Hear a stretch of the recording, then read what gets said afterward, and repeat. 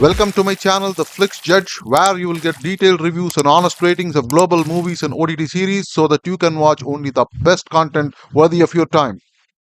Today we'll review The Archies, a movie that dropped in Netflix. It claims to be a Hindi original and there are dubbed versions available in major Indian languages. This movie is directed by Zoya Akhtar. Now, the first thing that I wonder is who is this movie for? Who is the target audience? The story is from the world of Archies, that old American comics, with a bunch of teenage characters, people who are 50 plus age group and who know about the American comic scene of the 60s and 70s, etc., would know firsthand about these characters. They had tried to bring a modified and modernized version of Archies a few years ago, a live action version on TV. Today's Gen Z teenagers wouldn't really know or care about either of those versions. So, who really are the target audience? Is it for that 50-year-old generation who were into American pop culture those days to relive their teenage memories? If so, why bother with this kind of movie? Well, I don't have the intellect of the director, nor do I have the family connections to understand how this kind of a project can get funded. Well, let's look at the story. The story is set in the fictional town of Riverdale, where a bunch of teenagers are living happily.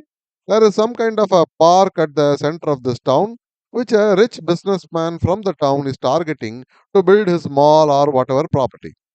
The story is supposed to be about how the teenagers of this town band together, take on and defeat this scheming businessman, all the while going through growing up pangs, romance, friendship, etc. etc. Looks possible, isn't it? Might be even a good light-hearted watch. Well, not if great creators like Zoya Akhtar and her gang of Nepo kids set their mind to it. Now, I understand if you wanted to make an Indian version of a teenage drama based on the Archie's world, there may be a target audience for it. But for that, you need to actually have some kind of creativity and imagination, and then to have lived a life rooted to Indian culture, or have some basic understanding of it. And of course, you should also understand the Indian Gen Z. Then you can bring about a story relatable to today's Indian generation, their lives and their aspirations. Or if you are Zoya Akhtar, you don't need to bother with all that. Why bother reimagining when you can have the original itself?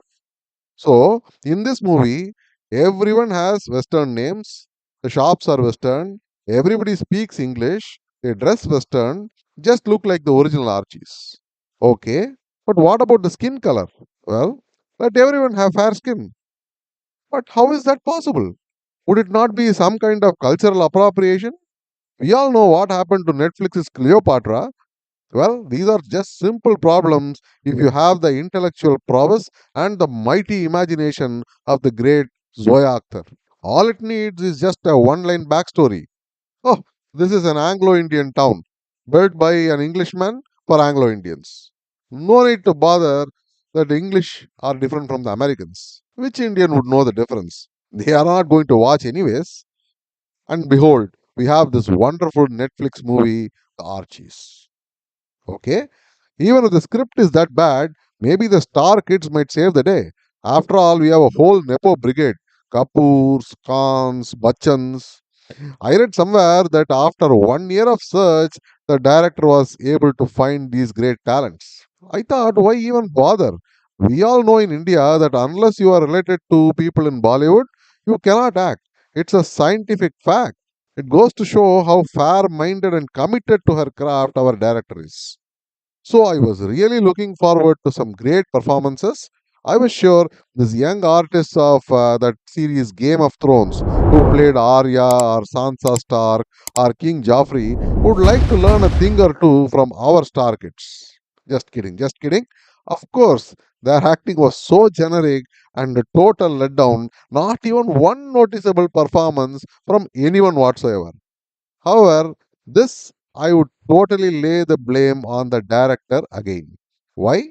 This movie is an absolutely caricaturish, non serious, lazy, botched effort in movie making. Not one moment is taken to set up the story, not one moment is taken to introduce the characters. You are just supposed to have done your homework and read up on all the Archie's characters. Otherwise, sorry, you are not welcome to this club. This utter lack of regard for the audience is so apparent. I'm only reminded of another female in the post-star who a few months ago during the Boycott Bollywood campaign had said, if you want to watch my movie. Otherwise, I don't care. Sure enough, even after fervent appeals by Amir Khan, that movie bombed. You know which movie I'm talking about. But then, who cares? Not that movie star. The music in this series is again totally generic. There are so many songs. Thank God you can fast forward. The sets and camera work are very good, and technically, this movie is well made. And you can see the richness of the making. I mean, even the poor kids live a rich life of luxury, party daily, have multiple stylish attires, eat huge cakes and milkshakes in every scene. Once again, goes to prove how out of touch the director is with Indians and how poor people live. Last but not the least, I am surprised at how out of touch or compromised Netflix India is to have greenlit this utter bilge. The movie is flawed in so many levels, I don't even know what to say.